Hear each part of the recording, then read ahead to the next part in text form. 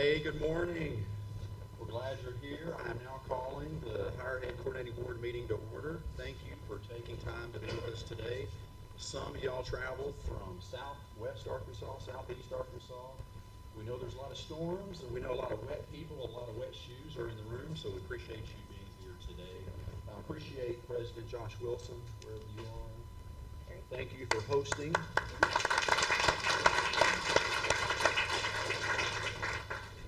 Beautiful campus.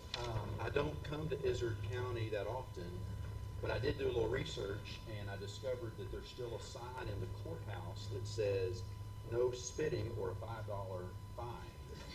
And it's still there, is what I'm told.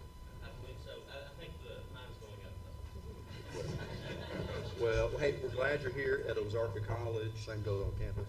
On campus, Yeah. And we'll go ahead and ask if you want to address the board, come to the microphone, identify yourself, name, title, institution, and I'd like to go ahead and introduce our board members. So we have Grayson Bigger from Pocahontas, Dr. Jerry Cash from Harrison, and then Carolyn Reinhardt from Scranton. Glad that you all are here. Our chairman is in Nebraska today, so he could not make it. So first up for business, we would like to do a recognition to Miss Heather Maxey. So let me read this, and then we'll come up and take pictures and give you a plaque. So at this time, I'd like to acknowledge Heather Maxey in recognition of dedicated service to the Higher Ed Coordinating Board from November 23 to 2026. Heather's service to the board reflects a deep commitment to Arkansas students and the strength of our higher education system through her steady professionalism and dedication to collaboration. Heather has contributed meaningfully to the board's work and decision-making. Her insight, integrity, willingness to serve have supported the board's mission and helped advance policies to promote access, quality, and accountability across the state. We also know that she is a builder and a developer up where she lives, and so we greatly appreciate her being here today, and we appreciate her time. So let's give a warm thanks for helping us.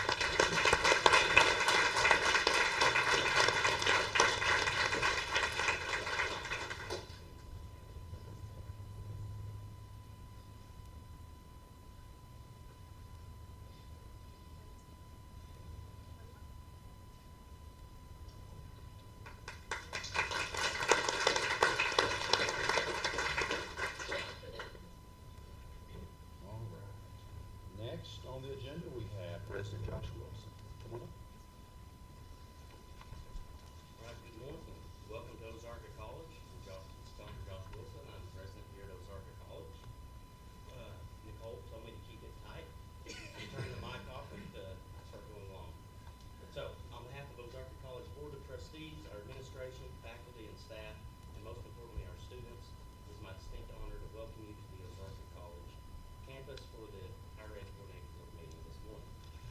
We're also grateful to welcome, in addition to members of the board, Commissioner Ken Warden, our AHECB staff, and our colleagues from our 2- and 4-year institutions across the state. Thank you for being here, your continued leadership in advancing higher education in Arkansas. Now, before I get started on my quick remarks, I do know, I hope that this event was not commandeered or overtaken by something a couple of people in the room feel is a more important reason to come to Central Arkansas this weekend. Grayson, Martin, Arkansas Pie Festival is going to be held tomorrow in Sharp County. Absolutely. Come rain or shine, we're putting the pie in our face. How many thousand samples? 13,000 samples have been made, so 35 bakeries from across the state, and Ozarka's culinary program actually helped us with some of the samples and are entering the competition. So it's a learning starter. I'll use that as an opportunity for another shameless plug for our culinary department and the nice food and everything they put out there. I'm thankful to them for all the things that they do for these kind of events. Can we give them a round of applause, Steve? All right, since 1975, Ozarka College has proudly served 4 rural counties here in beautiful north central Arkansas. From our beginnings as a small vocational school, we have remained steadfast in our mission to provide life-changing experiences to our students and student outcomes, most importantly, and place individuals on a path to meaningful and rewarding careers. While programs like nursing and the aforementioned culinary arts remain foundational to who we are, we have grown to offer a wide range of transfer pathways, including general studies, business, and teacher education. Our teacher education program alone places more than 50 students on a pathway to be in our classroom to address the shortages across our region. And that is something we are incredibly proud of. At the same time, we continue to expand high-demand workforce programs. In addition to our exciting aviation program, we've strengthened offerings in automotive, welding, and other technical fields. Most recently, we celebrated the opening of our new Melbourne Skilled Trades Center, made possible right here by a $1.6 million HIRE grant that we received from the Division of Higher Education. It has allowed us to launch multiple sections of HVAC, electrical, plumbing, and construction programs serving both adult learners as well as our local high school students. Speaking of high school students, one of our greatest points of pride is the impact Ozarka has had through concurrent enrollment. Building on more than a decade of work, thanks to the support from Dr. Lord, he and I have worked extensively I say we, he's done a lot of it, over the last 10 years, and building on more than a decade of work, and then also supported by some recent legislative support and momentum, nearly 50% of the 1,100 students we now serve are high school students. Through our designation as a secondary training center, we've developed these strong pathways and technical programs, helping students get an early start while also strengthening the workforce pipeline here in the region for our regional industries. At the end of the day, none of these things happen without partnerships. We are deeply grateful for the support of the division, and our local communities, as well as our industry partners, and of course our high schools. These relationships are foundational to our success. Before I close, I'd like to recognize the Ozarka team. Members of the team, please raise your hand. Do you recognize Ozarka? Don't be shy. I'm incredibly grateful for the work this group does each and every day for our students. And to our colleagues here at AHECB, you know Ozarka can be a bit of a squeaky wheel at times, but we appreciate your patience. I've heard that. We appreciate your patience, your partnership, and also your continued support. Mason, Nick, Tina, Monisa, Alicia, and Nicole, just thank you for always being there for us, and please keep the grease coming. Once again, thank you all for being here. We are honored to host you. Thank you.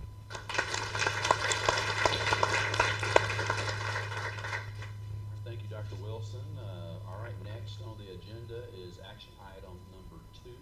This is minutes of January 23rd, 2026.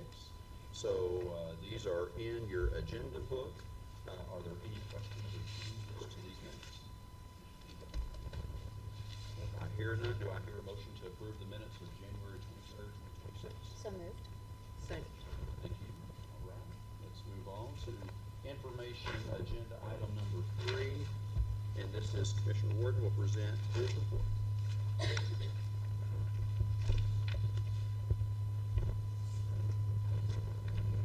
Well, thank you, everyone. Thank you for being here. Thank you for making the drive to beautiful Ozark County and the Ozarka campus. Just a few items of updates. Most appropriations have been passed in the fiscal session. We hope to see the rest of those get passed today. The biggest takeaway so far is with our budgets, I think that's important to this group, is that we are at almost a $4 million reduction from the governor's the recommendation that the coordinating board meeting made. But I did hear that our funding is back in Category A, so that's good news for us. Appreciate that. I don't think this will not be finalized until the revenue stabilization amendment, which is usually one of the last items passed in each session, passes. My sources and Nick, where's Nick? Lord, thank you for your work and all the things that you've done in the past few weeks to be available and helpful to all the members. We understand that they're going to try to sign and die on Wednesday if all goes well today. So be glad to see that finalized. America 250, on July 4th, 2026, the United States of America will commemorate the 250th anniversary, its 250th anniversary. In recognition of the occasion, we provided America Arkansas 250 flags for you to display on your campuses. Most of you have picked those up. If you have not received yours, we have those with us today, and you can see myself or Nicole after the meeting to get your America 250 flag. We have all the protocols on how the flags are to be arranged and all the things to make sure that it's done the right way. So if you don't have your flag, please stop and see us after the meeting. One last thing, we are committed to accessibility on our website. We have done some more work on that recently. But if you encounter issues on the website and come across things that don't seem to be meeting the standards of accessibility, would you please drop us an email or send us a note or take a screenshot? We want to see that continue to improve and make sure we're accessible as we should be. With that, I'm going to conclude my remarks and yield the rest of my time to Dr. Tina Moore to discuss our hired grants. Thank you. Thank you, Dr. Warden, and good morning, members of the board. We wanted to provide a little bit of updates about the hired grants. I think over the past year, you all have heard from multiple institutions, including this morning, when it was mentioned about the hired grant here at Ozarka. In fact, members of the audience, if you have a track 1 or track 2 hired grant, could you raise your hand? So we can see the impact that these grants are having across our state. HIRED stands for Higher Industry Readiness through Educational Development. And this is a result of 2 tracks of funding. We have the Workforce Initiative Act of 2015, which was previously referred to as Regional Workforce Grants. And in 2024, the Workforce Strategy came out. And at that same time, there were some state funds, ARPA funds, through the Department of Commerce for 2 years of training. So we combined our forces and developed one RFP with 2 different tracks. Track 1 overseen by the Division of Higher Ed, and track 2 overseen by the Department of Commerce, specifically the Office of Skills Development. When we look at track 1, we had up to $51 million over 5 years, and that included a planning grant phase, implementation grant phase, and potential continuation grant funding. We are allocated $8 million a year for the Workforce Initiative grants, and we had some surplus funds from previous years, resulting in year 1 having $19 million available.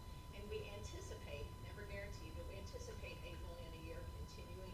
That gave us $27 million for the planning and implementation grants, and potentially $24 million for those continuation grants.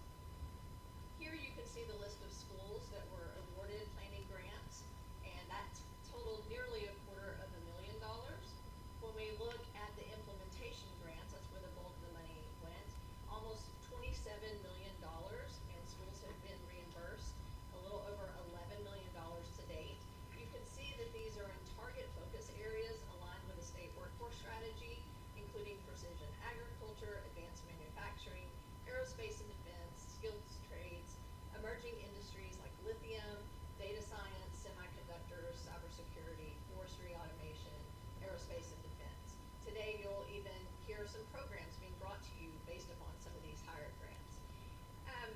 I do want to stress that the continuation grants will open up for another RFP this fall, and that money would be available starting in January of next year.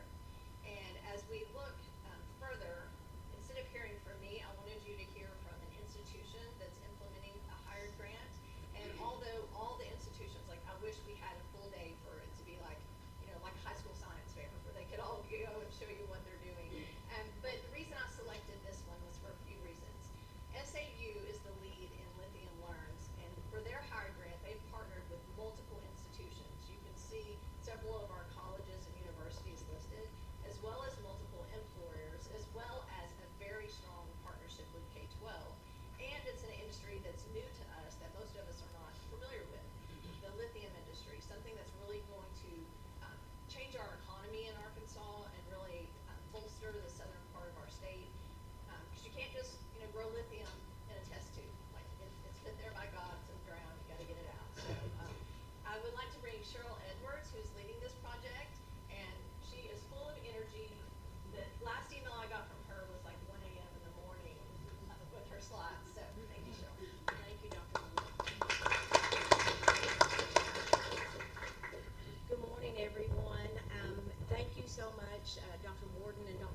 for giving me this opportunity to talk about the investment that the state has made in this industry. And thank you, Dr. Wilson. If you have not had a chance to see it, Dr. Wilson was generous enough to let me set up our educational display out in the hallway, because one of the first things that we need to do is educate Arkansas on why lithium, why is it important in the state, and what is the Smackover Formation. That's not dinner table conversation.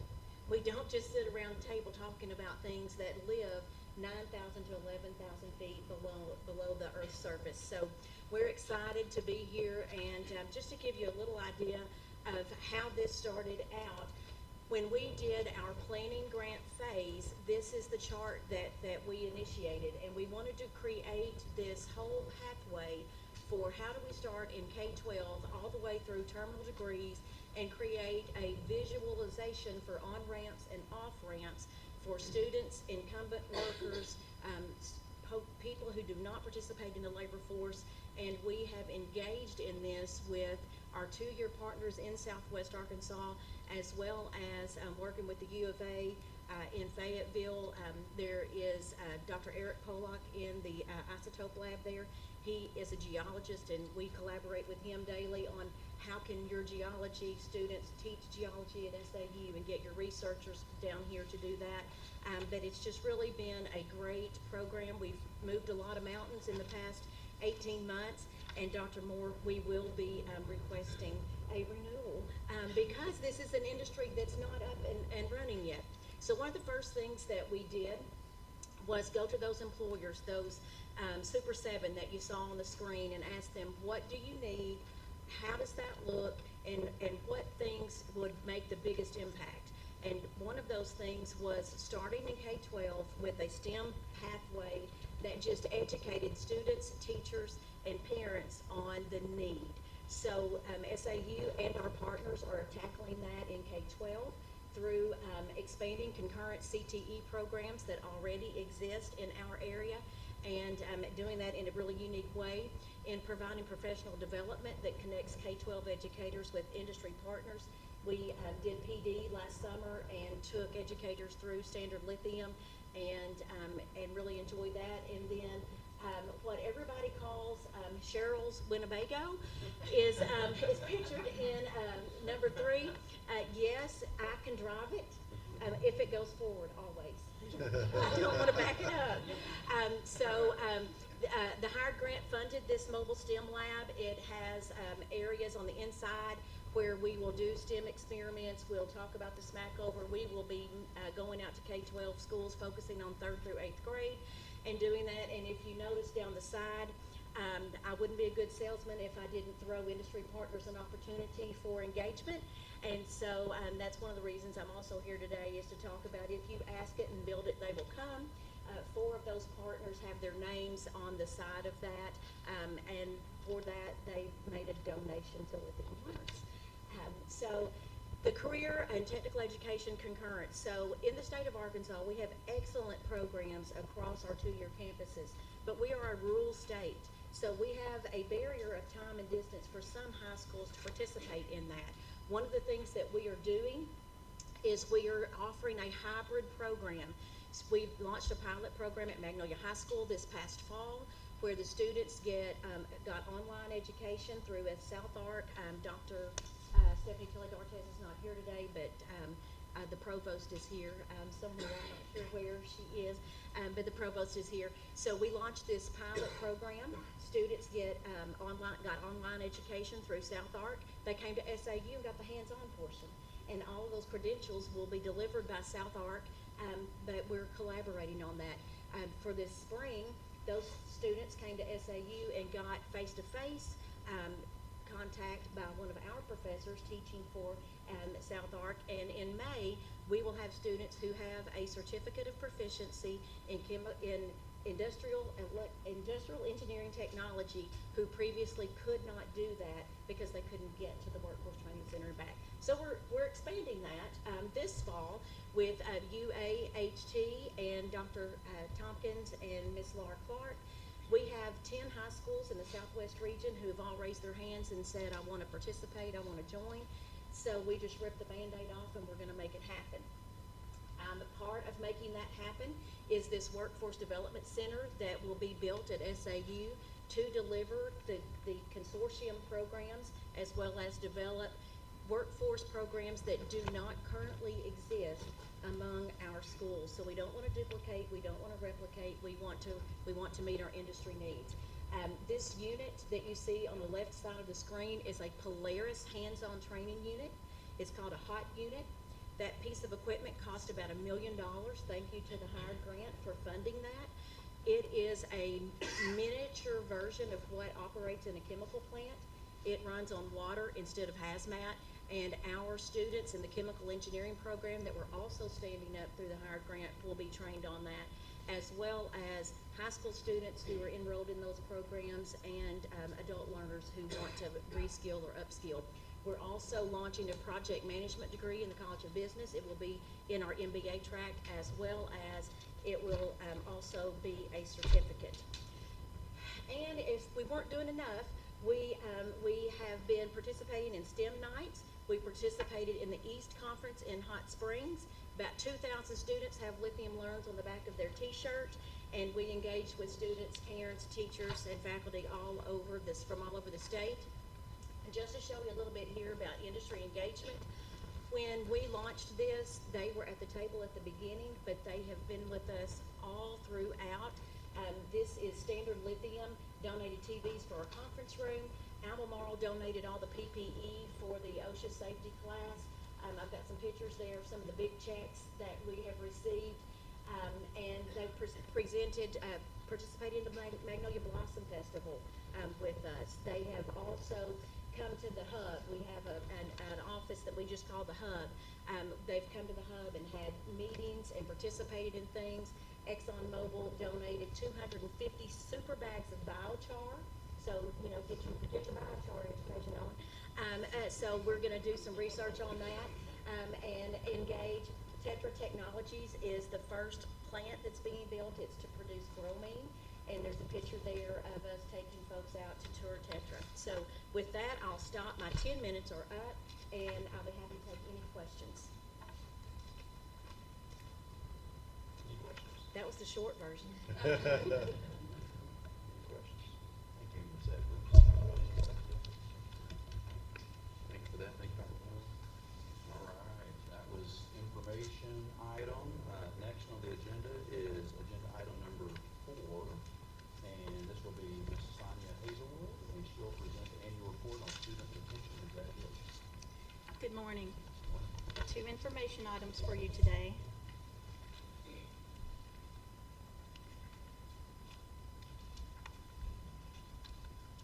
The national retention rates, these are not new numbers. The U.S. Department of Education has not been very quick at updating numbers, so you've seen these before, but national retention rates for public 4-year institutions consistently reported between 78% and 82% since 2007. For the 2-year colleges, national rates run between 58% and 63% since 2007. Here's a look at statewide numbers. Fall to fall retention rates. The chart includes our 4-year universities on the left, our 2-year colleges in the middle, and then those combined, the total on the right. The retention calculations for the 4-year institutions are based on students in the IPEDS cohort of fall term, first time entering, full time, and bachelor seeking students returning to your institution the next fall term. Retention rates for the 2-year colleges is a little bit different. It includes students receiving any credentials during the year. So they may have returned to your institution or they may have received a credential. Retention for our public 4-year institutions. 6 4-year universities reported an increase in the fall to fall retention rate when comparing the fall 23 cohort to the fall 24. Southern Arkansas University reported the largest increase of almost 9%. UA Pine Bluff reported a percentage change increase of almost 4%. Arkansas State University experienced an unusual 11.5% decline in their retention rate, which is specifically related to the uncertainties the international student population is experiencing nationwide.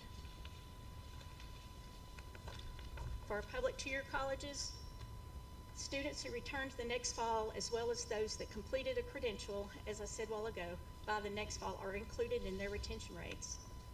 16 of the 22 two-year colleges reported an increase in the fall-to-fall retention rate when comparing fall 23 to 24. For the Arkansas State University system, 4 of 5 colleges reported a higher retention rate, including ASU Mid-South, which showed an almost 10% increase in their retention rate. 4 of 8 of the University of Arkansas system colleges reported retention rate increases, including a 15% increase for UA Cossatot. UA Hope Texarkana showed a 5.6% increase in their retention rate. For the other 9 non-system colleges, 8 reported an increase in retention, including double-digit increases for Ozarka College at 15%, South Arkansas College at 13.8%, and Arkansas Northeastern College at 12.8%.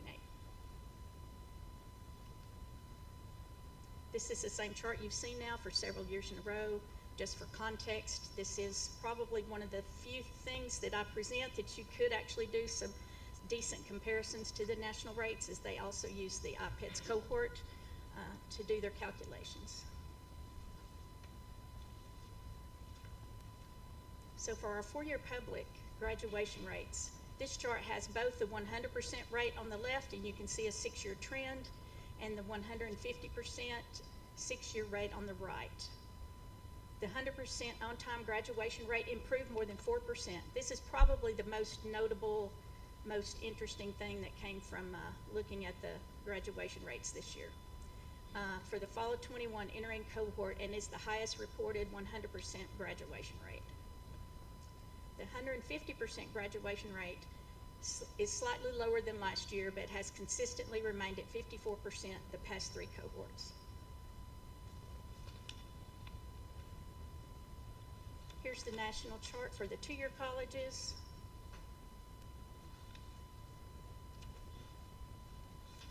And then for our 2-year colleges, the 100% on-time graduation rate of 21.9% declined slightly for the fall 23 inter cohort. The 150% graduation rate showed improvement for 4 years in a row.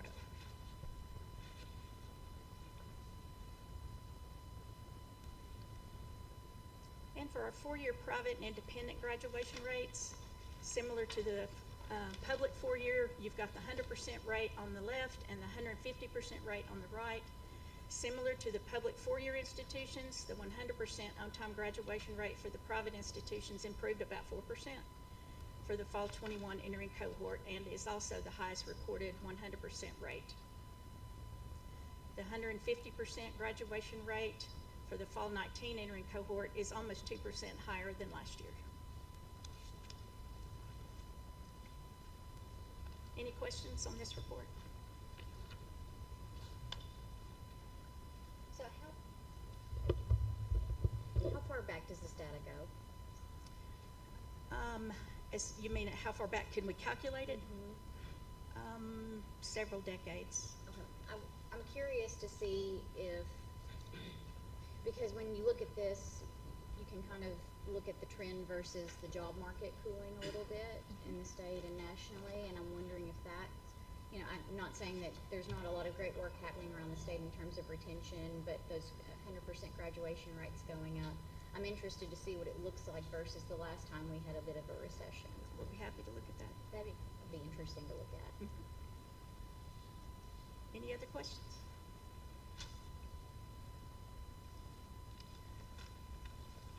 All right, my next report is the same thing, except it's for our student athletes. And I do want to start out and qualify that I'm required by a law from 1989 to report this to you all. And in no way, shape, or form do I consider these numbers any type of official student athlete retention or graduation rate numbers. It's just what we can calculate using our AHECB data. So first, some participation information. Athletic participation increased more than 150 student athletes for the 2025 academic year. We had, it was kind of spread over several institutions. They reported increase in participation.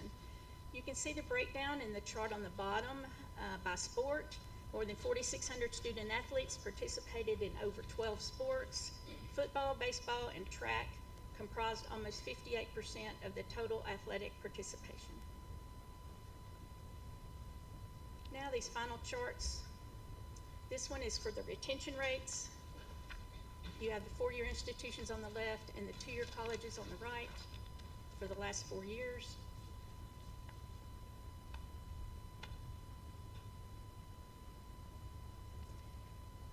And ADHE on time, 100% graduation rates for our institutions with student athlete programs.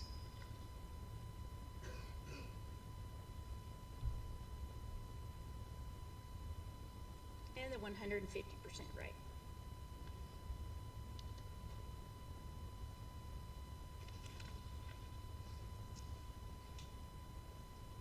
Any questions on this student athlete report? Any questions? So that was agenda item number 4 and agenda item number 5. Thank you, Mrs. Hazel. Thank you. All right. We'll go ahead and move forward to action item 6 through 12. This is Ms. Alicia Lewis, and she'll present on several higher ed rules. Morning. I have before you 7 rules that have been presented previously for your initial consideration. They have since gone through the next step of the promulgation process, and there has been no known opposition and no comments were made during the public comment period. So I will present those in as agenda item number 6 is the residency classification for scholarships. 7, the Workforce Challenge Scholarship Program rules. Number 8, Arkansas Academy. It says Arkansas Academy Scholarship. I think that's the Teacher Academy Scholarship. 9, Access to Acceleration Scholarship Program rules. 10, Uniform Course Institutions for Higher Education. 11 is the Arkansas Teacher Academy. So what was that other one? Academic Challenge. Okay, thank you. Number 12, the last one is the Arkansas Teacher Program, and I will be happy to answer any questions that you have remaining. This is for your final consideration for final adoption. Any questions for Mrs. Lewis? All right, well, this is an action item, so do I hear a motion to approve these rules presented in agenda items 6 through 12? So moved. Second. All right, we have a first and second. Thank you so much.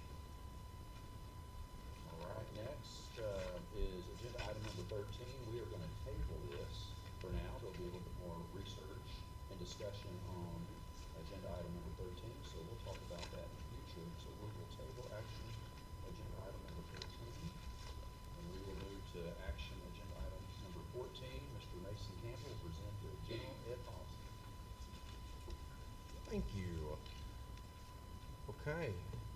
With the passing of Act 566 in 2025, ADHE formed a work group that included representatives from all of our 33 public institutions in Arkansas with the goal to bring the current state minimum gen ed core into compliance with that new legislation. While our institutions are continually updating their curriculum, the state level core has not been changed or been considered for change, as far as I can tell, since 1990. So for 35 years we've had the same core. And initially we led with some really aggressive goals. I will admit that I naively advocated for a comprehensive redesign by the beginning of the fall 2026 term. We quickly realized that was neither prudent nor realistic. So through our surveys with the work group, our feedback, and our discussion, we scaled our goals back to this modest adjustment while also committing to continuing the work beyond the update today. So what we're presenting today is a formal policy that addresses the 5 structural components listed here. These were developed in collaboration with the work group and all the institutions to ensure clarity and consistency while also making compliance as practical and as realistic as we could. In the language, we address the purpose or the why the state minimum general ed core is needed and the implementation or the how for how we will ensure that compliance and transparency across gen ed and higher ed in Arkansas. The last two sections detail the specific coursework that satisfies the current required domains. The requisite core, which I did not include on a slide, is identical to the legislation in Act 566, while the state minimum gen ed core is very similar to what's been in place for 35 years, with a small update to the history in the government and the social science requirements to comply with the law. So those changes are reflected here, and the full policy is available in the board book. It's our hope that this little modest adjustment here, once we get this behind us, we can truly begin reimagining and modernizing the core to be more reflective of what is needed for our students, for our state, and for our workforce. It's just a small step that will pave the way for big changes. So, any questions? So thank you, and any questions? Any questions? This is an action item. So, do I hear a motion to approve the general education policy? So moved. Second. All right. Thank you so much, Ms. Campbell, and you have the floor for agenda item number 15. Excellent, thank you. Okay, this is just informational. Also in collaboration with our institutions, we're updating the curriculum required to complete the Certificate of General Studies. This certificate was created in 2006 with actually a request to the board from the administration at 17 of our public institutions, and it was based on a 1991 report titled What Work Requires of Schools, which was published by the U.S. Department of Labor's Commission on Achieving Necessary Skills. And the report identifies specific competencies and foundational knowledge needed for every type of job, such as like interpersonal skills, understanding systems, resource allocation, thinking skills, and personal qualities. And these bear a very similar intention to the general education core at all of our institutions. And the CGS curriculum reflects that similarity. But over time, a few of the CGS curriculum designs at our institutions have drifted from that original prescribed curriculum. And now with the changes to the Gen Ed core and the increased utility of this credential as a mechanism for concurrent students to earn diplomas of distinction, we need to bring this credential back into alignment with a little update.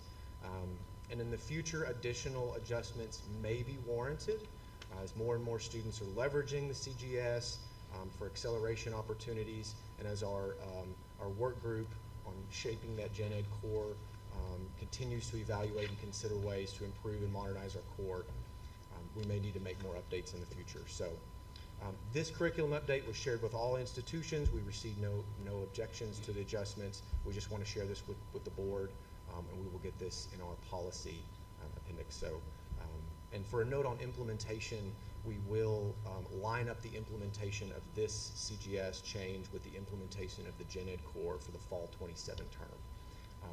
And we'll ask institutions to sign an MOU committing to these changes. And that's all I have for this one. Thank you. Any questions for Mr. Campbell? Thank you. Thank you. All right, next on the agenda is action item number 16. Mr. Nick Ford will present the distribution of mineral lease funds.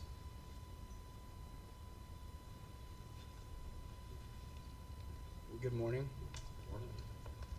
Bringing to you a request is going to be from the University of Arkansas, from the RON program. It's for the distribution of mineral lease funds that come to our agency. These mineral lease funds were dedicated in the beginning to a higher education building maintenance fund until it reached a threshold of $13.2 million, which happened in 2006. Since that time, all of the funds were directed to a research and development fund that we then grant out each year based on the balance remaining in that fund. You can see since 2007, $13.8 million has been distributed out of the fund for research. The current balance of the fund is $193,000. RON is coming with a request to transfer up to $475,000. This transfer usually occurs at the end of the fiscal year, depending on how much funds are in the account. And there are representatives from RON here if you have any questions on the program. Any questions? This is an action item. All right, do I hear a motion to approve the distribution of mineral lease funds? Second. Thank you, Mr. Fuller. That was number 16. Number 17. Mr. Fuller will present the economic feasibility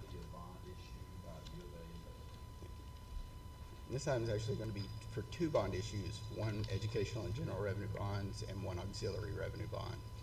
It's for a total of $132 million, with a term of up to 30 years, the rate not to exceed 5.5%. Again, funding sources are tuition and fee revenue for the E&G bond and housing revenue for the auxiliary bond. Proceeds will be used for the acquisition and construction of the Maple Hill dormitory in the Maple Hill district and other campus district heating capacity upgrades. In accordance with our board policy, the auxiliary bond is going to create an additional 195,000 square feet of space for the new building, so they are going to be setting aside $244,000 in a maintenance fund for that building. The E&G transfer is not creating new square footage, so there won't be a set aside for that. There are representatives from the campus here if you have any questions for the bond issue. All right, any questions for Mr. Fuller? I've got a couple of questions on this. Yep.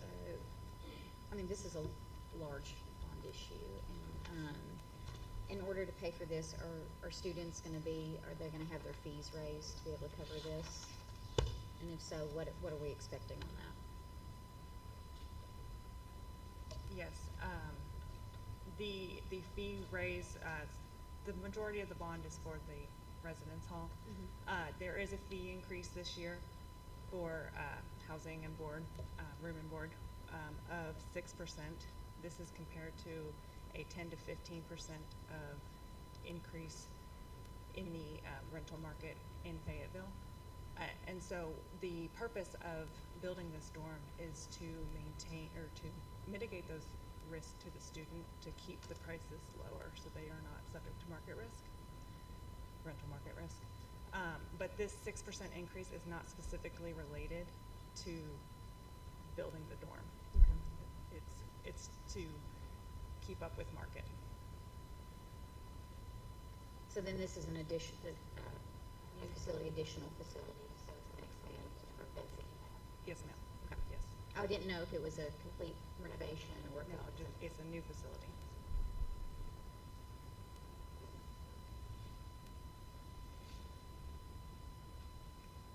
Any other questions? Okay. All right. Well, thank you so much for those details. This is an action item for number 17.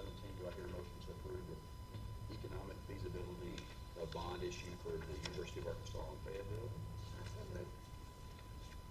Second. Any opposed? All right, that passes. Before we jump into item number 18, action item number 13, I failed to ask for a motion to approve us to table that. I'll make that motion. All right, is there a second to table? Okay. Any opposed? All right, so we're tabling action item number 13. Thank you for that.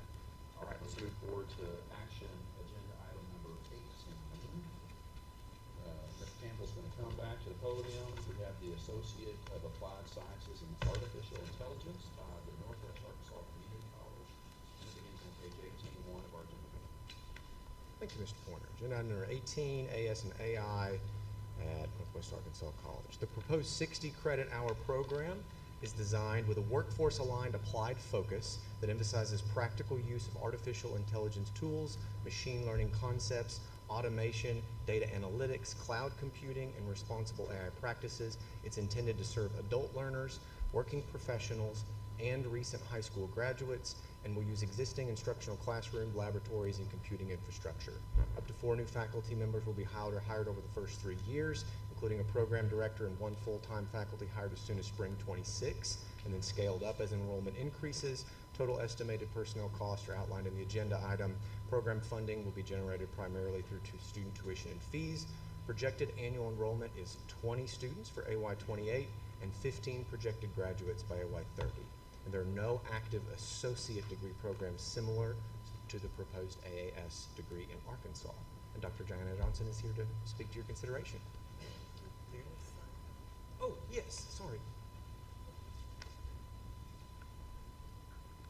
All right. Thank you. Again, my name is Diana Johnson. I'm the Senior Vice President of Learning, and with me today is our Dean of Workforce and Economic Development, Chris Lynch. I'm going to do a little bit of introductory and then turn it over to Chris because he's the expert here and you need to hear from him. So you all may or may not remember, but over the last 18 months, we have brought forth a certificate of proficiency in artificial intelligence for the workforce and an Associate of Science degree in data sciences that was intended to transfer for those students who want to get into machine learning and the theory and the development of AI. This degree plan is more of a technician level or mid-manager AI degree, and I'm going to read you the description because I will get it wrong otherwise. The Associate of Applied Science and Artificial Intelligence is a workforce-focused academic program designed to prepare students for roles in which AI tools and systems are used to improve productivity, decision-making, automation, and service delivery. The program provides applied, foundation, and core AI concepts, data-driven decision support, generative AI, responsible and ethical AI use, and AI-enabled workflow design. Instruction emphasizes hands-on, project-based learning using widely adopted platforms and tools with structured opportunities to students to build portfolios and demonstrate job-ready skills. And at that, I'm going to turn it over to Chris to talk to you about the why. Good morning. So we started 2 years ago with a workforce-facing professional skills training, and I started with a basic beginner AI course. And what I found very quickly is in all areas of our businesses in Northwest Arkansas, there's a varied degrees of acceptance, literacy of AI, and moving toward fluency.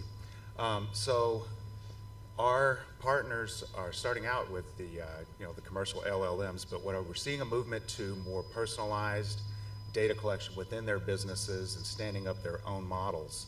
And this degree would support in-house technicians to help set up, refine, and fine-tune those AI models. And you guys know this is a moving target. The AI crystal ball, if you will, changes daily.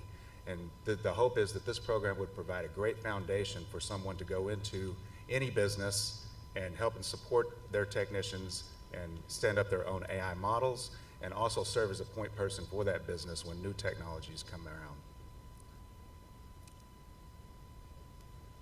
What questions do we have? Yeah, if you will, the demand for this is kind of hard to find. We all know there's a lot of momentum for artificial intelligence, but typically these jobs occur in IT department. If you search for AI engineer, you're going to find very high-level trainers, very high-level researchers, but our businesses and workforce are not necessarily interested in that level of research. They're more interested in how do I get return on my investment and how can AI help me produce more, work more efficiently. So a lot of the data I find is in the IT realm.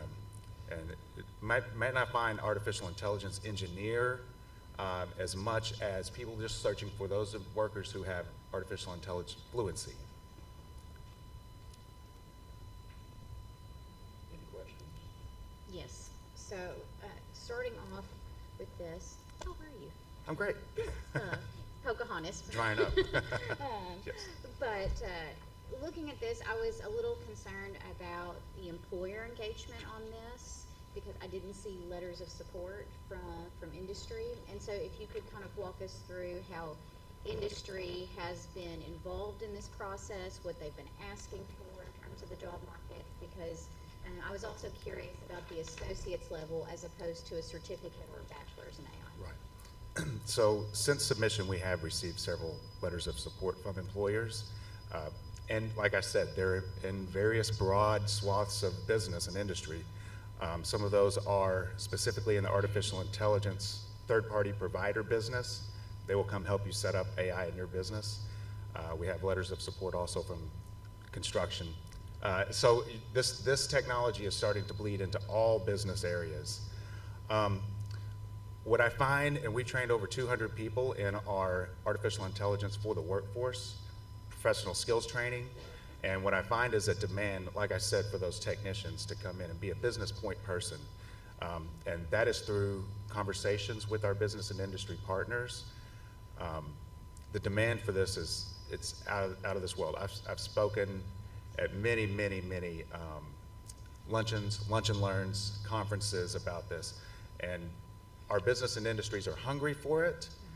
But like I said, this is a moving target, and it's hard to pinpoint exactly what each business needs. And this degree would lay a great foundation for someone to go in and help a business get a return on their investment. Well, and you have a specific competitive advantage with a program like this, especially when it comes to retail. So I was really hopeful that, Yes. you know, there's been some retail input on this and how that can be utilized, because you're just in such a unique position to be able to do that. Yes. Also, when I was reading the application for it, it looked like this was training a lot of incumbent workers or you know, folks that wanted to skill up. I was looking at this from almost a concurrent standpoint, where this would be a great way for high school students to come in and get their feet into this industry, especially because it's changing so rapidly, and then potentially go on and get a 4-year degree in it. So I'm curious to see if there's any conversations about that, or what's going on with that aspect of the program. Yes, and we've already started that. Back to our employer engagement, we do work with the retail a lot. We have a certified retail analyst program at MWAC. It's 25 years old. A lot of data in that, so you guys can see how AI would fit in with that. So this week, I've also partnered with Podcast Videos and doing business in Bentonville. We are going to host and stand up a AI workshop for brands. So that's strictly for the retail sector. But that's just one area we're hitting. As far as high schools, we are piloting our Survey of Artificial Intelligence course at Ignite Bentonville right now. Fantastic class, too. I mean, those kids are, wow. It was like, I observed that classroom. It was like being in a high-level software development war room, basically. Those guys were all over this. So yes, we intend to expand that. And I really love the Lithium Learns model, the career pipeline. Start early, get them interested, but we also want to provide them multiple on-ramps and off-ramps. If you want to pursue a 4-year degree, great. If you want to get a 2-year degree and become a technician to stand up LLM models, proprietary models for businesses, great. If you want to get the certificate of proficiency and go straight to work, great. So yes, I agree. That's our goal with this degree. And then last question from me, in terms of an associate's degree, I mean, has the market kind of given you an indication of what they're willing to pay someone for an associate's as opposed to a certificate of proficiency in this? So the best indication I can get is that it would be in the realm of IT professionals, $80,000 to $94,000. And like I said, it's hard to find a strictly AI job. It's typically embedded in other jobs, much like cybersecurity jobs. And that's being laid out to the students where they really understand that this is a piece of a bigger role. Yes, Okay. yes. Great questions. What else? What other questions? Anyone?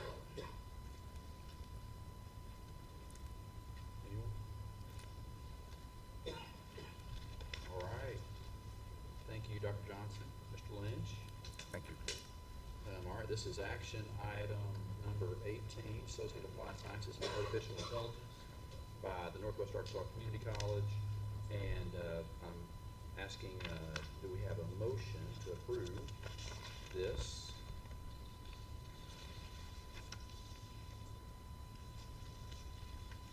I'll make that motion. Do we have a second? I'll second. Are there any that oppose? No, it approves. It's approved. All right, next we have action item number 19. This is Mr. Campbell. He's going to discuss the Associate of Applied Science in Nursing by South Arkansas College. Thank you, Mr. Pointer. The proposed program focuses on providing access to rural, underserved, and place-bound students who are likely to remain employed in the region after graduation. Graduates will be prepared for the NCLEX and for immediate employment in acute care, long-term care, and community-based healthcare environments. The 68-hour program will emphasize patient-centered care, clinical judgment, safety and quality, evidence-based practice, professionalism, and leadership. As expected, labor market information reinforced nursing as a high-wage occupation and strong demand with over 250 annual postings in the region. The institution conducted its own needs survey, which confirmed local partners are having difficulty filling RN positions. The college will hire 1 program director, 2 faculty, and 1 simulation laboratory assistant to support the proposed program. Existing facilities will be utilized, but will require some renovations to accommodate the sim lab. Funding for the proposed program will come primarily from student tuition and fees, but the institution also received a HRSA grant from the U.S. Department of Health and Human Services for over $1.5 million with the intent of supporting the program through 2029. Projected initial enrollment is a cohort size of 24 students in AY 27 with a 100% projected graduation rate by AY 2028. Dr. Jenny Sanders is here to answer any questions. Good morning. So as we all know, access to health care is inseparable from access to nurses. And in South Arkansas, as well as much of the state, there's a shortage of nurses. So we are looking at this program as a workforce solution that's community-based. Our employers have said that they desperately need locally trained nurses who are committed to stay in that region and who understand rural health care and the provision of that. The CEO at South Arkansas Regional Hospital, which is our largest healthcare employer in the region, has said that this particular program, she believes, would stabilize the workforce, reduce turnover, and really create a good pipeline to continue to meet their workforce needs. But it also is going to have a huge impact on the students that go through the program. Those students are going to be able to enter, as you know, high wage, high demand career fields, and it's going to change their families, it's going to change the local economy. South Ark is really blessed to have received the HRSA grant, and we intend to use it for the startup needs for a new program. So purchase of new sim equipment, purchase of computers for the computer labs, and the initial hiring of those faculty. Many of those are upfront costs before we have tuition that's generated by the students, but certainly we anticipate the ability to continue that program after those funds have been expended. So we very much feel that this program is going to meet our employer needs. It will also meet our student needs in the region and have a huge impact on the economy. Do you have any questions? I just want to say I thought your proposal was very thoughtful.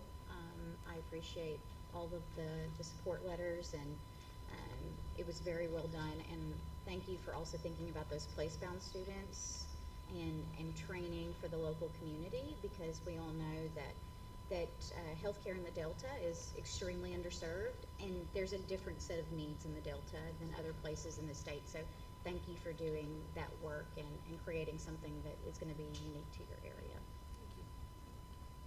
Any other questions for Ms. Sanders, Dr. Sanders? Thank you so much. Thank you. All right, so this is an action item. Do I hear a motion to approve the Associate of Applied Science in Nursing by South Arkansas College? First and a second. Any opposed? All right, it's approved. Next on the agenda, we have item number 20. Mr. Campbell's going to discuss the Master of Library and Information Studies in Library Information at the University of Arkansas Fayetteville. Yes, sir. Thank you. The proposed 36 credit hour Master of Library and Information Studies and Library and Information Studies program is designed to prepare students for professional roles in libraries, archives, museum, healthcare, government, higher ed, corporate and nonprofit organizations. The curriculum emphasizes information organization and retrieval, digital literacy, research methods, management and policy, and ethical and legal issues related to information access and stewardship. The program is designed to meet the American Library Association, or ALA, accreditation standards, and UAF will seek that accreditation within the first 3 years of implementation. Labor market information shows growing demand, and employer needs surveys indicated difficulty recruiting qualified candidates within the state, resulting in reliance on out-of-state hiring. UAF will invest approximately $145,000 annually over the initial 3-year period to support faculty salaries and instructional costs. 1 new faculty member will be hired to serve the department as the department lead. The estimated total cost for students to complete the program is just under $20,000. 3 other Arkansas public universities offer graduate degrees in library media studies or instructional tech, but none of those programs are accredited by the American Library Association, is my understanding, which would lead to the ability of graduates to become professional librarians in academic institutions, public libraries, and other related fields. Initial program enrollment is 4 students in AY 28, with 4 initial projected graduates by AY 29. And Drs. Indrajit Chabi and Drs. Jim Gigantino will got another, is here to speak to your consideration. Take it away. Thank you. Good morning. My name is Indrajit Chaube. I'm a Provost and Executive Vice Chancellor of Academic Affairs at University of Arkansas. University of Arkansas is proposing a new Masters of Library and Information Studies degree program to begin this coming fall 2027 actually.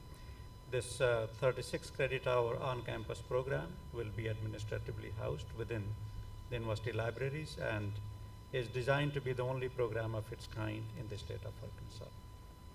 We believe that this program continues to allow us to fulfill our land grant mission, since without it, Arkansans who wish to become professional librarians must continue to leave the state to complete their studies or enroll in an online master's online program at an out-of-state institution. The MLIS program's goal is to arm students with essential skills in librarianship, archives, and technology to prepare them for a variety of career paths in libraries, museums, healthcare, government, and private industry. Graduates will be equipped for roles such as librarians, archivists, curators, research associates, software developers, information architects, data analysts, consumer insight researchers, and vendors in publishing and computer systems. This program was developed with support from Arkansas State Library, Crystal Bridges, the Alice Walton School of Medicine, as well as a variety of public libraries throughout the state who would employ the program's graduates. As the director of Arkansas State Library indicates, offering a library program in the state can proactively address the rising number of vacancies projected due to increased demand, as well as impending retirement of seasoned librarians. Median salary for graduates of the program in Arkansas is projected at $54,530 and $59,200 in entire MLIS employment region versus a median salary of $43,510 in Arkansas in this field with a bachelor's degree. This allows students to recoup the cost of degree in a little over 1 year. Associate Dean Adriana Gonzalez and Senior Vice Provost for Academic Affairs, Jim Gigantino, are with us to answer any questions. Any questions? This was an interesting proposal, and when I started reading about it, it goes, when you're thinking about having a master's in library science, it goes much further than that. And I thought it was really interesting how you brought in partnerships with Crystal Bridges and the Alice Walton School of Medicine. There were some local libraries that submitted letters, Blue Cross Blue Shield, and so I think communicating that to the students that this is a field that is could be very broad and have a nice range to it would be important. I also liked that the university kind of put in a 3-year test run on it to review it. I thought that was a very strong proposal, so thank you for your work on that. Thank you. Any other questions, comments? I am curious are there going to be some community partnerships where students are going to be placed in some of these facilities and able to do some work, or? Yes, that is the hope. We've started reaching out to entities like Crystal Bridges, the Alice School of Medicine, in addition to Walmart. So we are looking to intern some of our students locally, including public libraries, of course, that those are some of our partners that are outside of traditional libraries. Those would be just fantastic internships for students to be able to experience. So. If you need support from the State Library Board, that falls within the Division of Department of Education, so we're happy to help shepherd those conversations. Thank you very much. I appreciate that. Any other comments, questions? All right, so this is an action item, agenda number 12. Do I hear a motion to approve the Master of Library and Information Studies and Library and Information Studies by the University of Arkansas Fayetteville? So moved. Any opposed? Thank you. All right. Next is the University of Arkansas again. This is agenda item number 21, a Master of Science in Outdoor Recreation and Sport Tourism sponsored by the University of Arkansas Fayetteville. Thank you, Mr. Pointer. The proposed 30-credit-hour, 100% online Master of Science in Outdoor Recreation and Sport Tourism is designed to prepare professionals for leadership roles in outdoor recreational tourism, outdoor adventure tourism, sport tourism, and sustainable destination management.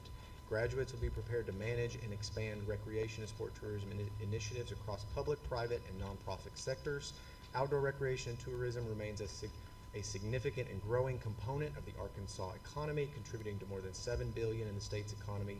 Median wages for linked occupations are strong, and employer surveys indicate strong demand for advanced training in this field. 1 full-time faculty member will be hired. No new facilities are required to implement the program. Estimated total cost to students for completion of the 30 credit hours is just over $15,000. No similar master's level programs are offered in Arkansas. Comparable programs in the region are limited and are only offered outside the state. Initial projected enrollment is 10 students in AY 27 with 7 initial projected graduates in AY 28. Thank you and good morning again. The University of Arkansas is proposing a new Masters of Science in Outdoor Recreation and Sports Tourism, a fully online graduate program designed to address the rapidly growing demand of Arkansas's outdoor recreation and tourism industry economy.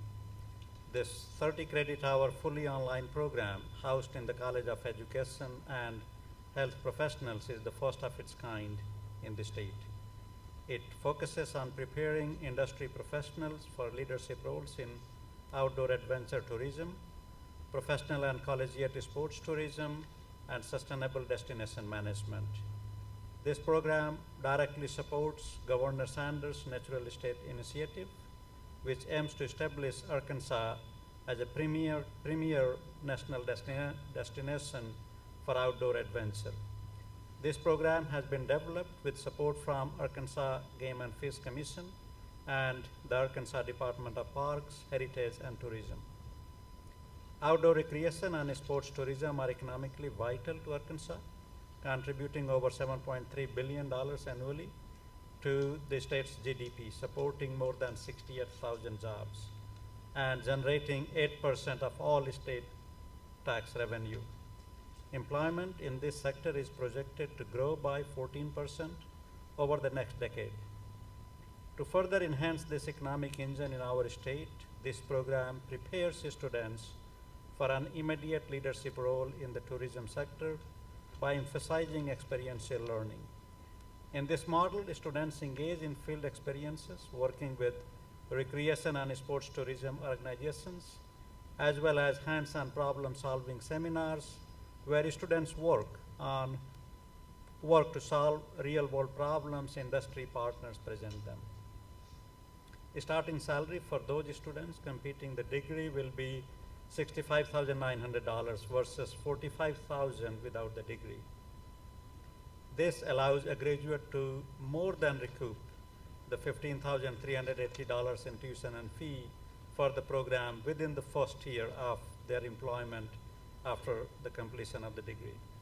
Dean Kate Mamisesvili of the College of Education and Health Professions and our Senior Vice Provost for Academic Affairs, Jim Gigantino, are with us to answer any questions. Any questions? Looking at the letters of support on this, and I saw that you had already put together an advisory board, and I think it was a very strong advisory board on this. And in the letters, there were indications from Game and Fish and the Office of Outdoor Recreation that they were very supportive of this. My question is are they going to start requiring or encouraging in their job postings that students or candidates have a master's level degree in outdoor recreation? Because as it stands, there's probably only a few parks and rec departments across the state that can really afford to pay people to have a master's level degree, whether we know that it's important or not. So that was my main question on this. Thank you. Thank you for the question. We hope that the advisory group members, they would support us to promote the program, help with student recruitment, promote the a necessity to upskill the workforce in this area. A lot of working professionals in the area who are interested have maybe the degree in the academic field that's outside of outdoor recreation. And when we conducted the employee needs survey, there was strong interest, not just having maybe like a business background, for example, a marketing background or financial background, but also deep connections with the outdoor experiences and how people experience this outdoor economy and tourists to really structure this tourism industry the right way. So we hope that would be the outcome of this collaboration with the industry partners and the advisory board, that this would be promoted as the necessity. I definitely Get think the guarantees, but yes. I definitely think it would have to start from the top down in Arkansas for, they would lead that effort to encourage in their postings for people to have a master's level education as opposed to a bachelor's. That's a great feedback and comment, and we would advocate for that. Yeah, I will say I think that the labor market information in this particular occupations and in this industry sector is really kind of, I think, deceiving, because some of this is a large cash business and it's also very seasonal. So I know with the governor's initiative to push outdoor recreation as a state, we have pockets of that, but we see it growing. I mean, just in the last handful of years where I lived near the Mulberry River, we see a lot more outdoor recreation and UTVs and the Mulberry River. Obviously, all the biking initiatives around the state, Mina's standing up with that. So I commend you for keeping your eye down the road. Hopefully that these the wages and opportunities match the number of graduates that you're producing. So it's exciting. I think our state's going to see yields from this in the next decade or so that we haven't seen in the past. We really want to be the national leader, being in the natural state and bringing this program forward. We really want to be the national leader in workforce training in this field. So there's tremendous potential. Any other comments? Questions? All right, thank you. This was action item number 21. Do I hear a motion to approve the Master of Science in Outdoor Recreation and Sport Tourism by the University of Arkansas program? So moved. Second. Any opposed? Thank you so much. All right, next, Mr. Campbell has action item number 22, Bachelor of Science in Artificial Intelligence by the University of Arkansas Little Rock. And that begins on page 22 of our agenda. Thank you, Mr. Pointer. The proposed 120 credit hour, 100% online degree integrates core computing principles with specialized coursework in machine learning, natural language processing, robotics, computer vision, reinforcement learning, intelligent agents, and AI governance. Career pathways include positions such as software developer, artificial intelligence engineer, machine learner engineer, data analyst, computer systems analyst, and related computing occupations in sectors including technology, healthcare, finance, manufacturing, logistics, retail, government, professional services. So all of them. Labor market data shows strong demand growth and media earnings for occupations aligned with AI and a substantial gap between workforce demand and in-state educational production. No new full-time faculty positions are required initially. The program will utilize 9 existing faculty. Program operations will be funded exclusively through student tuition and fees. However, UALR was awarded a hired grant through the spring of 2027 for up to $226,000 to support curriculum development, adjunct faculty, and AI licensing. There are no active bachelor degree programs similar to the proposed program. Initial projected enrollment is 25 students in AY 27 with 11 initial projected graduates by AY 2030. And Dr. Ann Bain, Dr. Phil Pupper here to speak to Good your morning. consideration. Ann Bain, Executive Vice Chancellor and Provost at UA Little Rock. This body will recall that a while back you approved that we were going to merge our information science and computer science departments into a school. What that has done is enabled us to maximize our resources that we have with faculty, and as we are doing our new hiring as people exit, we are able to focus on these key areas of AI and cybersecurity. So we have prepared for you a video clip, and then I'm going to turn this over to Dr. Philip Huff and his team, who has been, well, Philip is going to speak, but we appreciate his team for their vision with this. So.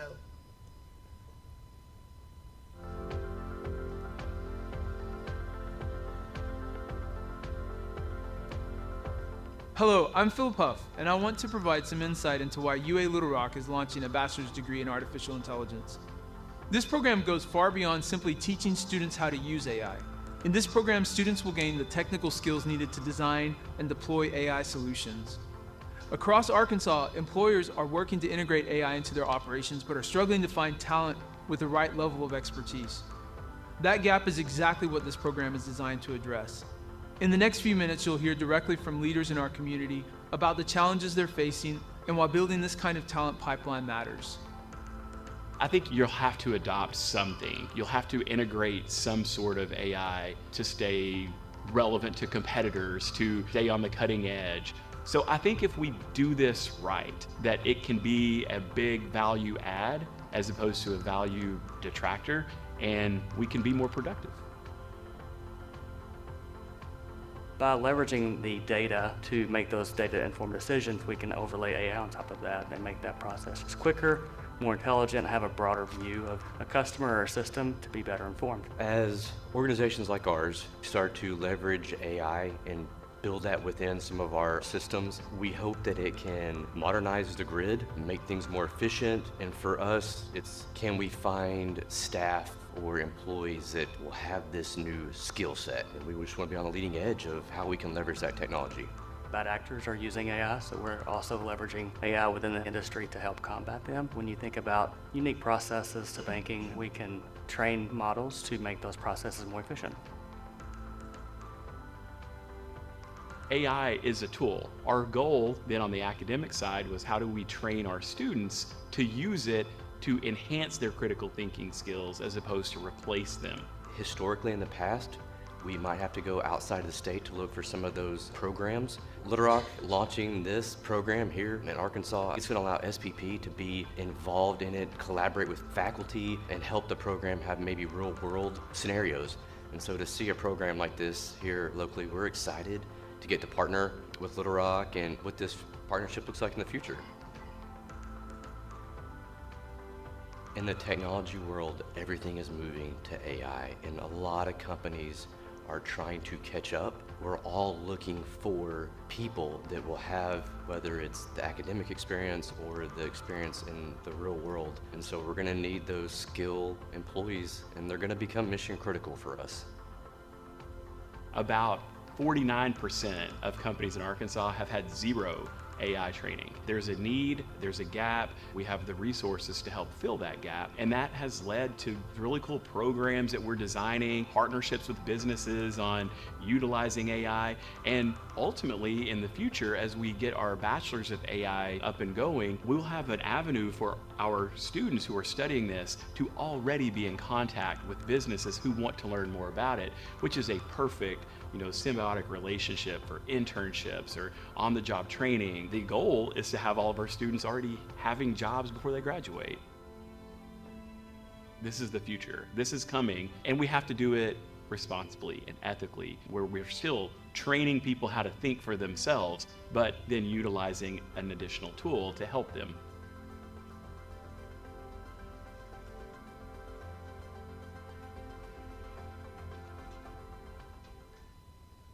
Any questions or comments?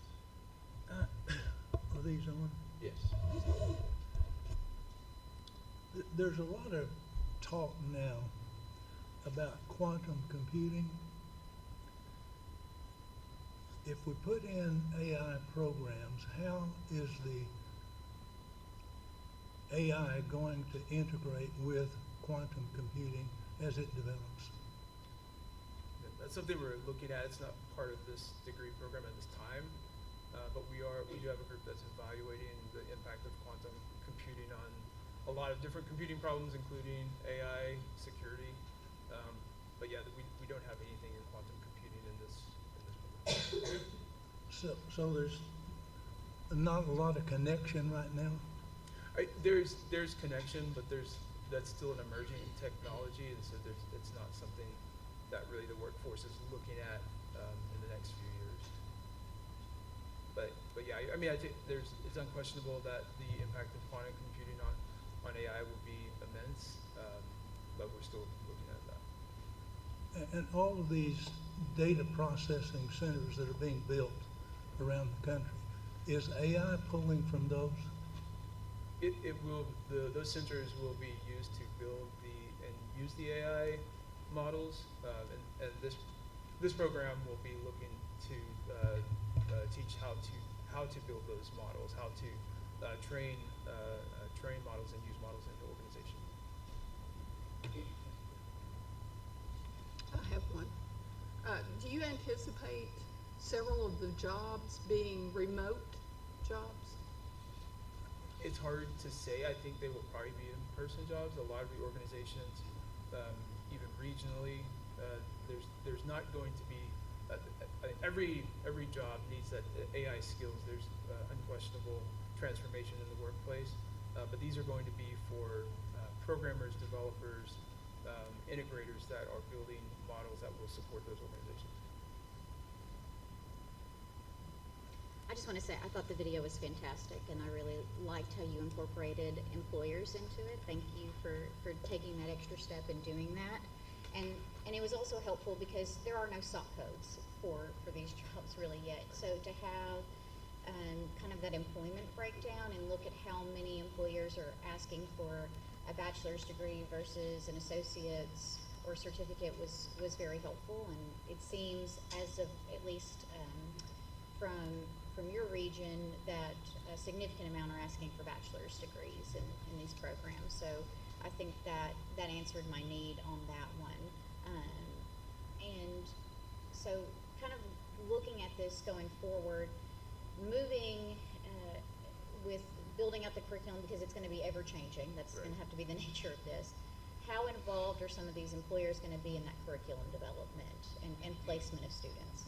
We stay very connected with the employers. A lot of our faculty, adjunct faculty, come from the employers, and most of the faculty we hire have significant industry experience. So, and our research commercialization very closely associated. So we try to keep our finger on the pulse. I know that can be challenging when you're trying to build those connections and you're doing an online model, but it is possible. So that's why I was curious about that. And we are following the Association for Computing Machinery as they're developing the curriculum standards to align with ABET accreditation. And then, just to clarify, this is through a hired grant. Is this through a hired grant, or is this? You'll hear more about this. Is a stackable program. Okay. And the stackable program, that integration at the early college level is through the hired grant. But it does help support developing that early college curriculum. Any other comments, questions? Thank you. All right, this is an action item.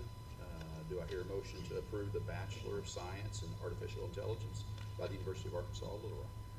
So moved. Second. Any opposed? All right, we'll keep moving. We have action item number 23.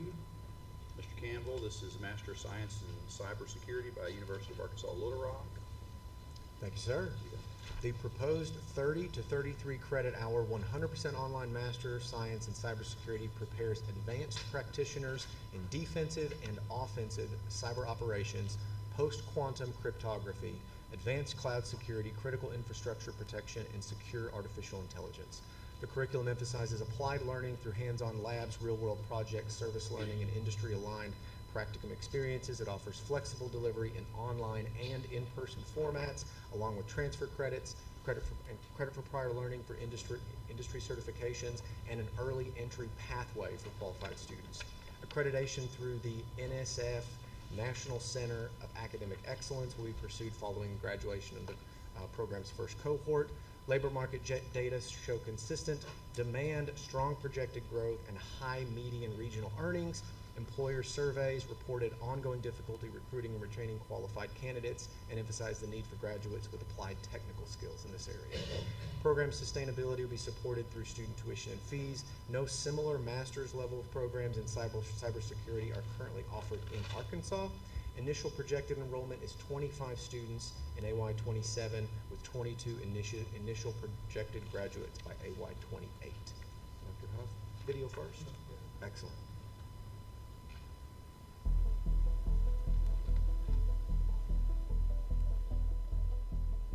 I'm Philip Huff, and I want to share why UA Little Rock is launching a Master's in Cybersecurity. As cyber threats continue to grow in both scale and complexity, the need for advanced expertise across Arkansas has never been greater. This program is designed to help meet that need, strengthening our businesses, communities, and cyber workforce across Arkansas. In the next few minutes, you'll hear directly from leaders in our community about the challenges they're facing, along with perspectives from our students who are preparing to meet those needs. Technology is just one of those things that always evolve. Every day it's something new. Literally a saying in our field is everything you knew yesterday, you no longer know today. Every time you touch a device. Every phone that you touch, every AirPod that you put in, every iPad that you pick up, every Mac that you type on, it's cybersecurity in every portion. So cybersecurity, I think, is of the utmost importance for protecting all the customers and vendors that we work with. On the IT side, we try to focus on keeping our organization as protected as possible, making sure that our end users have everything they need to operate safely and securely, as well as our clients and guests that come into our space as well. The threats are always changing, the environment's always changing. It's one of the most dynamic fields right now. We have a course where we specialize in cybersecurity risk plans. So number one are going to be phishing attacks. You are getting these emails that you think are coming from legitimate websites or legitimate companies. You're clicking it, they're credential harvesting, and now they have access to everything that is connected to those accounts. I think that's probably our number one threat today. As far as maybe the second threat, we are getting into those deep seek videos and AI and things of that nature. So I really feel like that's going to be a close second. We are amongst the first class of people who graduate with a bachelor's degree. We will be amongst the first class of people who graduate with the cyber operations master's degree. There's like policy and things of that nature. So it really shows you that cyber is a lot bigger than what you actually think it is.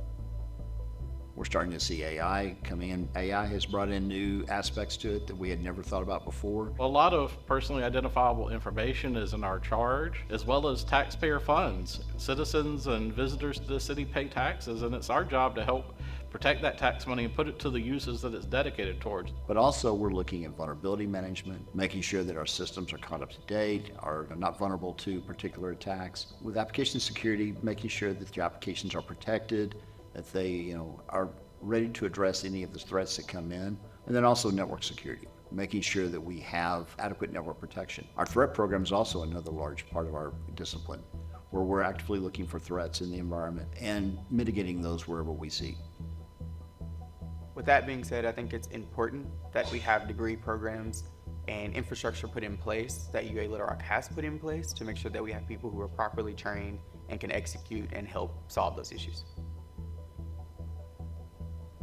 We've always considered UA Little Rock to be a great partner to find employees for our organization. I think this is another aspect in cybersecurity and AI that both our organization are interested in and could have a good possible base of potential employees to look at. I was kind of into computers growing up. My dad is a software engineer, and so found out about cybersecurity.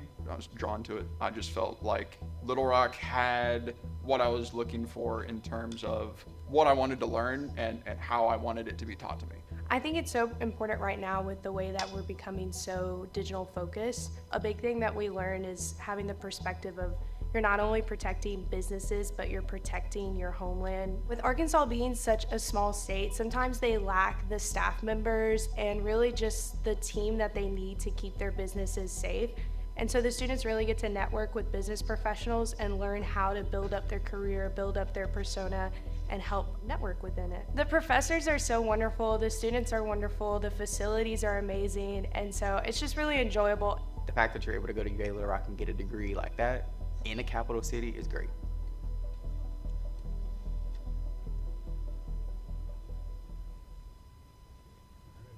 Thank you for that. Great video. Thank you. That's our last Very, video. very detailed. Well made. Any comments, questions?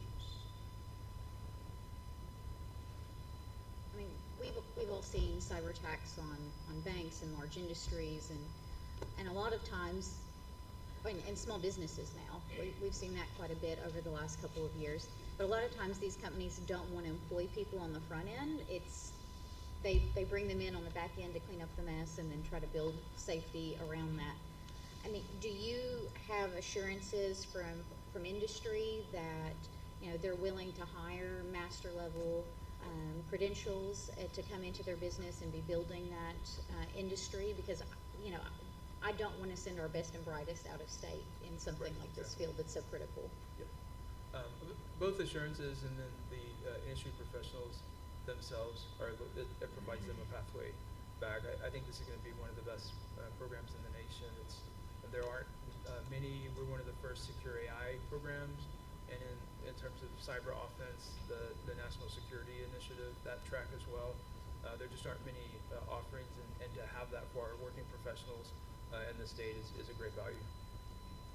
Do you have an idea of what someone with a bachelor's degree in cybersecurity makes in the Little Rock area versus someone with a master's would be able to make?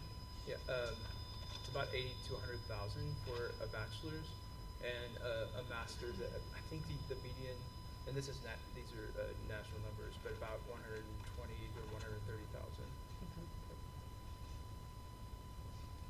That's what my son-in-law does. He does well. Does he need a master's degree? Won't need one. Or adjunct faculties. So I know that the number's large, and I can't call it off the top of my head, but do you recall how many times an hour or a day that our institutions are pinged by possible or people trying to hack or get into our systems? Continuous. Continuous. Right. The need is great. It's dirty out on the internet. Yeah. Any other comments, questions? Thank you so much. Thank you. All right, this is action item number 23. Do I hear a motion to approve the Master of Science in Cybersecurity by University of Arkansas? I so move. Second. Second. Any opposed? Thank you. All right, next we have action item number 24. And this is Mr. Campbell, and he'll provide background on the Cyber Learning Network Consortium. Thank you, Mr. Pointer. There are 10 institutions and 5 separate credentials on this joint proposal before the board today. The Cyber Learning Network is a consortium among Arkansas member institutions to collaboratively expand cybersecurity education throughout Arkansas. It's governed by a committee consisting of 1 representative from each member institution who collectively oversee the implementation of the shared curriculum and policies of the consortium. Through this collaborative model, students enroll at their home institution while benefiting from consistent curriculum, stackable credentials, coordinated pathways into advanced degrees in the workforce. Candidly, the programs are all titled and arranged in a way that is very self-explanatory. I've seen the slides and information that they're about to share. I will not try to duplicate that. I'll just note that the labor market data show continued demand for these applied fields and show gaps, particularly in short-term credential space, that these are intended to address. The proposed certificates will be implemented using existing full-time faculty across the CLN partner institutions. No new equipment, resources, administrative positions, or full-time faculty are required. The ADHE hired grant funds will offset adjunct instruction costs during program implementations. There are 3 other public institutions offering certificates in AI, but no comparable certificates existing in software engineering or cyber-informed engineering. Initial enrollment and graduation projection tables are outlined in the board book. And Dr. Philip Huff and the managing director of the consortium, Sandra Lederman, here to answer any questions. Yeah, Dr. Lederman didn't need a video for this one. She is the director of the Cyber Learning Network, and this builds on some of the programs that we mentioned.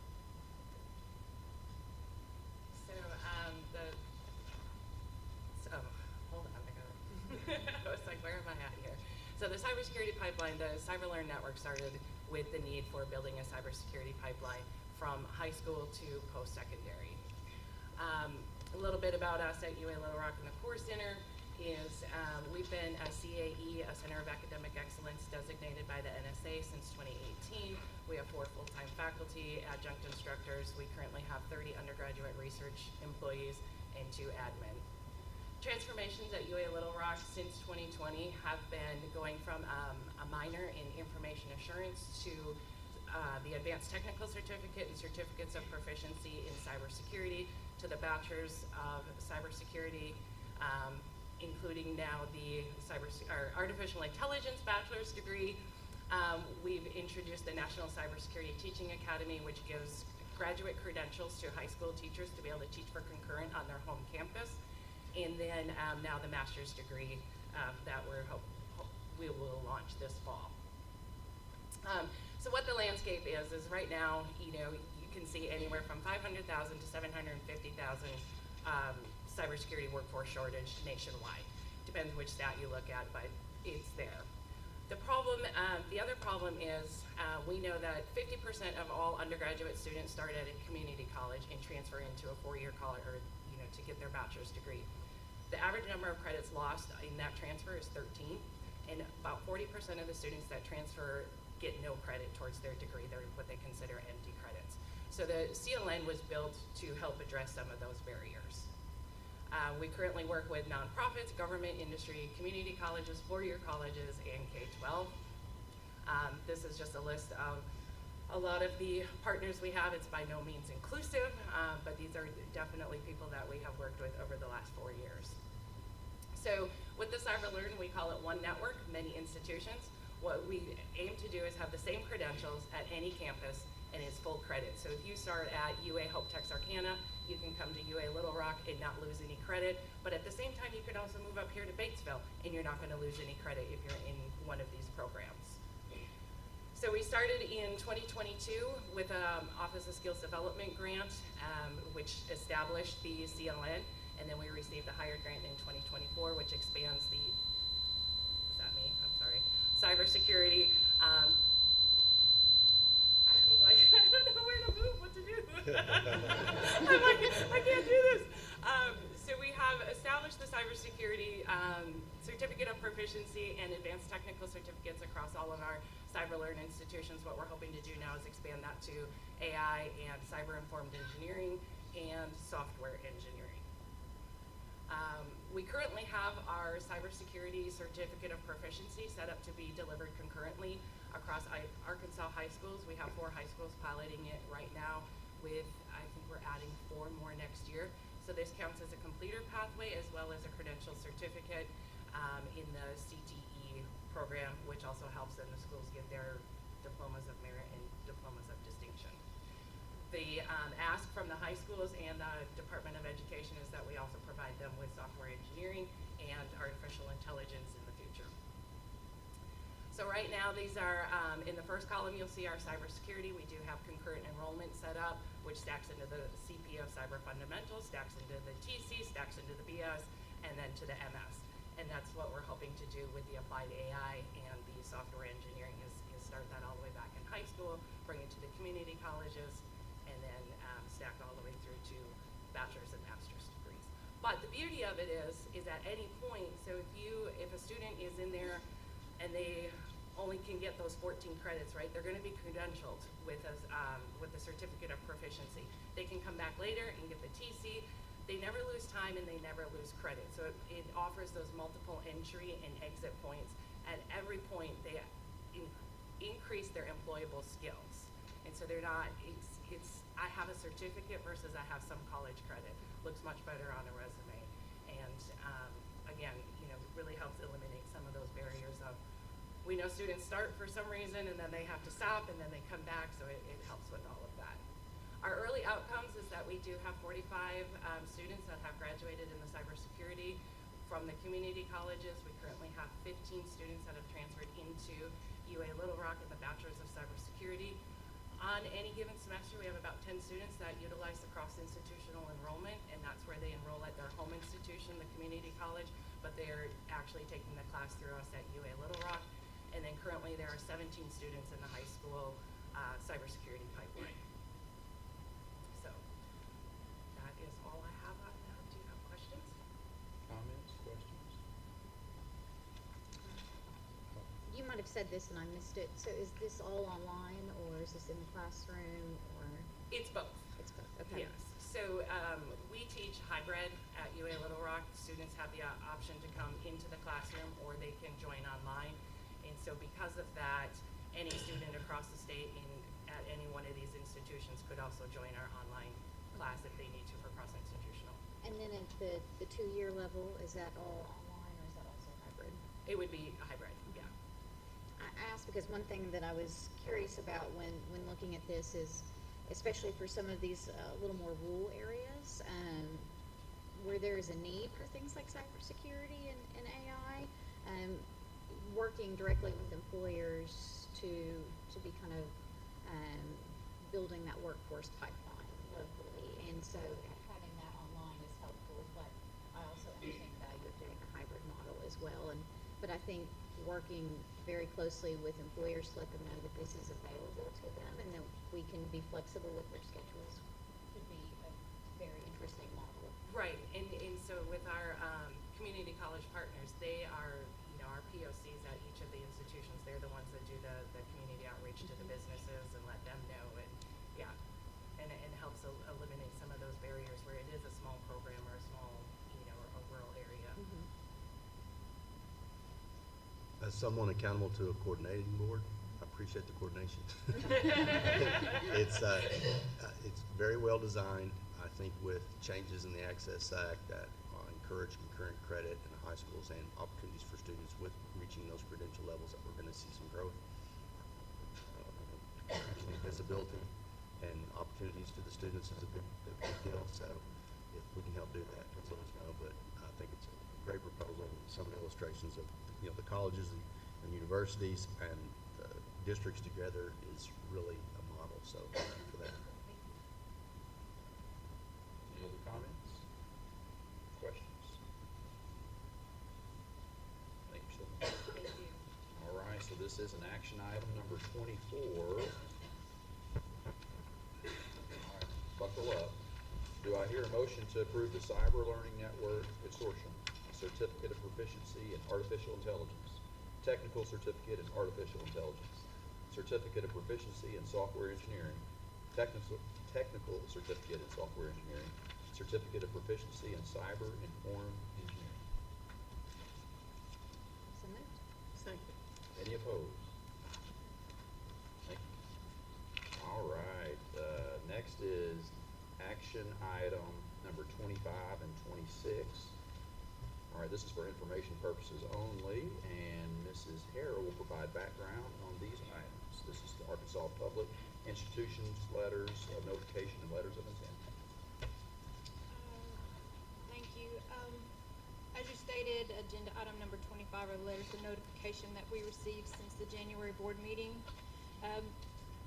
more known as LONs, are reasonable and in moderate extensions of existing and approved certificates and degrees. They've already been approved by the commissioner, but must be included in your agenda prior to initiation. As you can see on this slide, we received quite a few. 24 institutions submitted LONs requesting 209 actions that affected 145 unique programs of study, with deletions and curriculum revisions leading the way, which is kind of typical this time of year where they're getting ready for updates to catalogs for the next academic year. The full breakdown is available in your board book. This is not an action item, but I will answer any questions if you have any.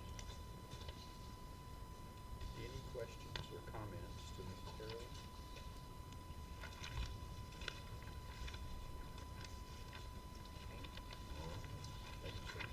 And the next one is agenda item number 26, which is the public letters of intent. And these are notifications of intent that we receive from institutions of future plans. So 2 Arkansas institutions submitted 4 letters of intent. So we've got 4 new programs in the future that you will be voting on.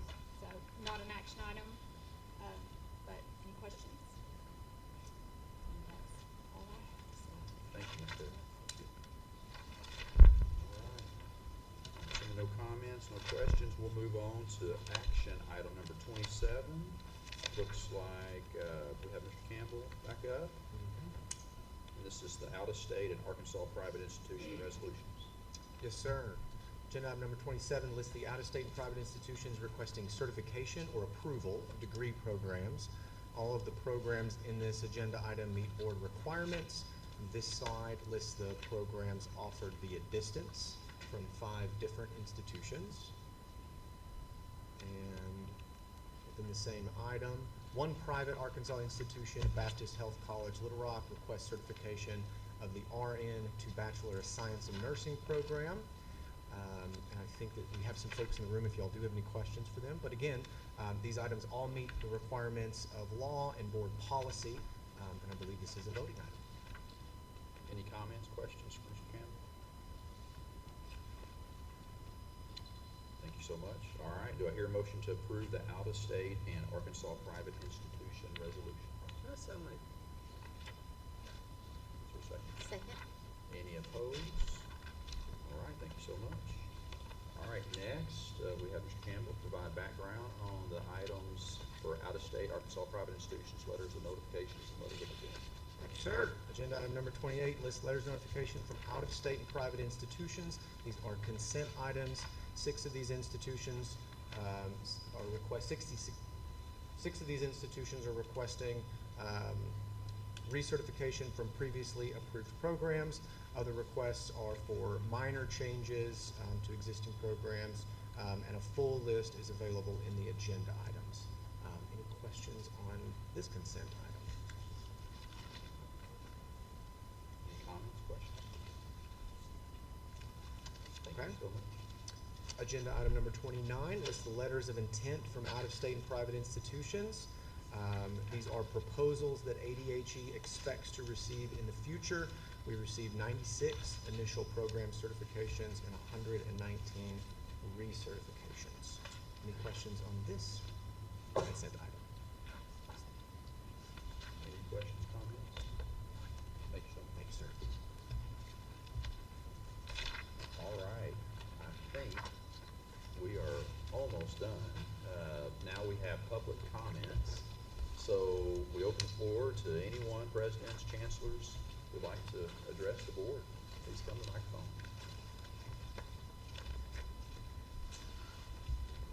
Good morning. Brian Shonk, Chancellor, University of Arkansas Community College of Batesville. Vice Chair Pointer, board members, Dr. Warden. In reference to tabling agenda item 13, the rules and the Workforce Challenge Scholarship, I appreciate you doing due diligence and looking into that. I would say that it's the time of year where we're doing our planning for next fiscal year. In the case of the University of Arkansas system schools, we've already submitted our budgets to the system office. There's money involved in that Workforce Challenge Scholarship, and there are things that are very timely that have to be considered. So I would just ask if you have an idea on when you think you might be addressing that issue. Dr. Sean, thank you for bringing up. There was some, this isn't a policy, so it's something that we can change without changing statute, and we'll have to come back to the board. There was some concerns about the parameters that we set in that policy and the minimum thresholds, particularly around the number of hours that will be required to be eligible for that scholarship. And I have talked to the board members about that, understanding the need to expeditiously do this. So we're going to work to have that done within the next probably 45 days, so well before July 1. Understanding the need and trying to plan around that as fast as we can. I don't want to overpromise and underdeliver, but very aware of the concern and trying to plan and schedule around the scholarship and opportunities for students. And I did make that clear to our board when the decision was made to table. So thank you for speaking to that. Very much appreciate that. And it's not just the funding. I don't want to make it just that, but we plan with our partners in our community, our employers, certainly addressing our students. But when we saw this item on the agenda, we started reaching out to our employers, probably prematurely. So as fast as you can make those decisions, it would be appreciated. But thanks for your thoughtfulness on it. And thanks for listening. Thank you. Anyone else?